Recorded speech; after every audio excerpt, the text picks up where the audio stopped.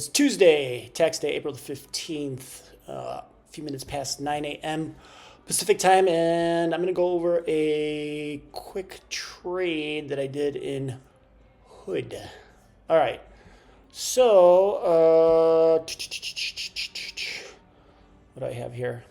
All right, so let me go to the trading platform.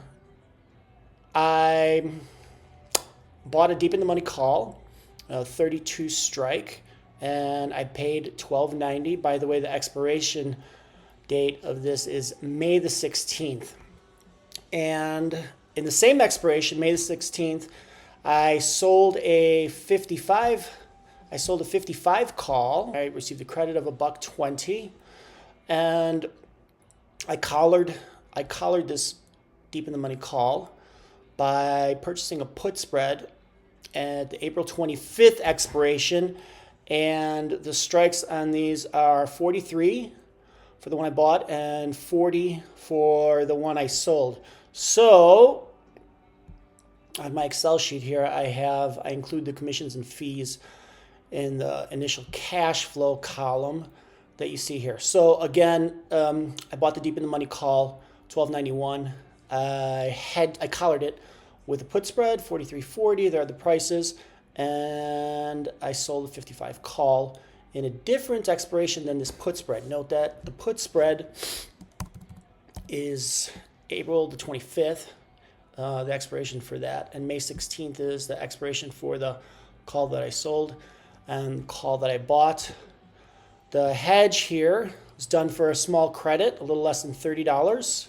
So that brought the basis down of the purchase of this deep in the money call to roughly $1,260.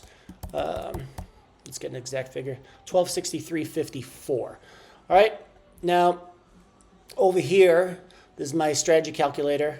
Very easy to set up. I'm not going to go through the construction of this. It's pretty straightforward. But we can see here in column M, from cell M7 on downwards, I have prices of the underlying, and then the corresponding columns, or the columns after M, have the actions that I did here to construct this trade. So column N, for example, has the 32 call that I bought. O and P have the put spread, and Q has the call that I sold.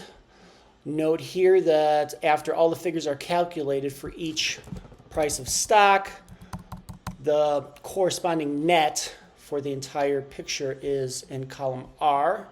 So we can see that roughly above $45 for Hood, this starts to make money. And this, again, remember, this is at expiration. Here's the corresponding chart for the position, and keep in mind that the put spread does expire at a different time. But roughly speaking, when you look at this deep in the money call going from 32, this starts to make money, and then between 40 and 43, the put spread and the long call cancel each other out. So that's why you get this flat line here, and then above the price of 43, the long call from 32 starts to kick in, and you make money there.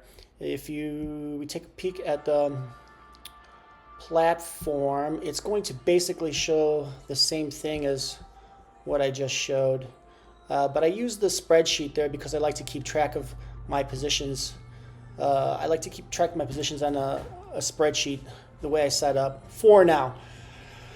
Anyway, this is what the risk graph looks like, the P&L at expiration.